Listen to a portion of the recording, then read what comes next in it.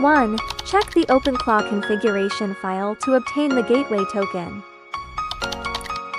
2.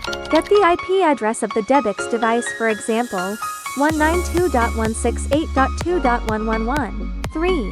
Open a terminal on Windows. 4. Create a local tunnel for the remote gateway WebSocket. Requires OpenClaw client.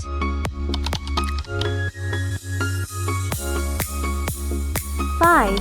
Open a web browser and enter 127.001.187892. Access the OpenClaw Control UI.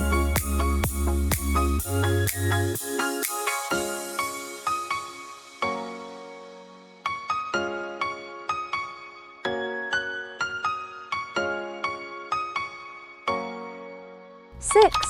You can now interact with your agent via the web interface.